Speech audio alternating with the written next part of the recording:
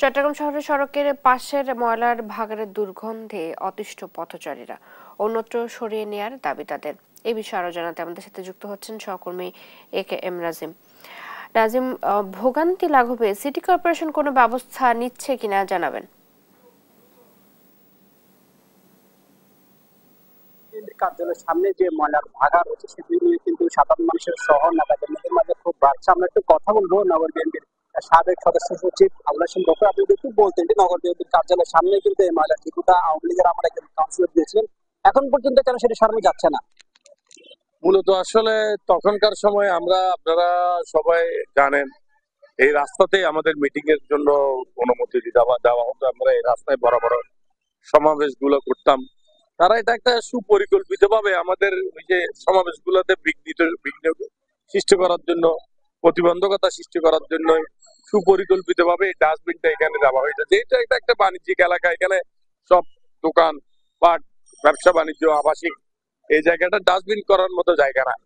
তো এটা তারা পরিকল্পিত ভাবে দিচ্ছে এবং এটার জন্য এখনো পর্যন্ত মানুষ অনেক ভোগান্তিতে আছে।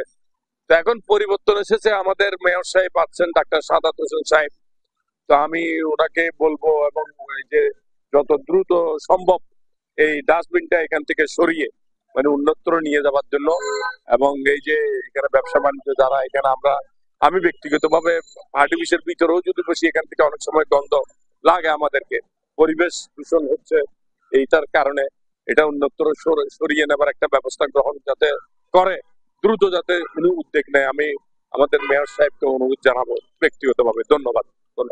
নগর বিএনপির সাবেক সদস্য সচিব বলছেন যে বিএনপির অফিসের সামনে থেকে ময়লার যে ভাগাড় সেটি দ্রুত সময়ের মধ্যে যেন সরিয়ে দেওয়া হয়। এখানকার একটু কথা বলবো সাবেক ওয়ার্ড কমিশনার মনীষা, একটু যদি বলতেন নগর বিএনপির কার্যালয়ের সামনে ময়লার ডিপোটা এখন পর্যন্ত কেন সরানো যাচ্ছে না?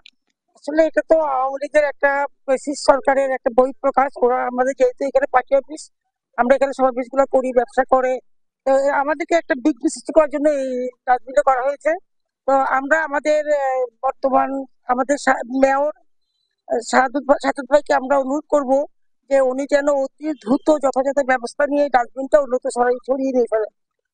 উনি আসলে বেশি দিন হয়নি পরিস্থিতিতে, বুঝতেও সময় লাগবে, কিন্তু আমরা জানি আমাদের জনপ্রিয় সাদত ভাই আমাদের এই সিদ্ধান্তকে অত্যন্ত সুন্দরভাবে গ্রহণ করবে এবং অতি দ্রুত যথাযথ ব্যবস্থা দিবে এই ডাস্টবিন সরিয়ে দেওয়ার জন্য। বিএনপির নেতাকর্মীরা সহ এখানকার যারা সাধারণ মানুষ তাদের যে প্রত্যাশা খুব দ্রুত সময়ের মধ্যে নগর বিএনপির যে সাবেক আহ্বায়ক এবং বর্তমান সিটি কর্পোরেশনের মেয়র ডাক্তার সাহাব হোসেন, তিনি বিএনপির অফিসের সামনে থেকে এসে মহাসড়কের পাশ থেকে এই ময়লার ডিপোটা এখান থেকে সরাবেন সেই প্রত্যাশা এখানকার সাধারণ মানুষ সহ দলীয় নেতাকর্মীদের মাঝে। তো নগর বিএনপির অফিসের সামনে যে ময়লার ভাগাড় সেখান থেকে ছিল আমার কাছে সর্বশেষ। রাজিম, ধন্যবাদ আপনাকে।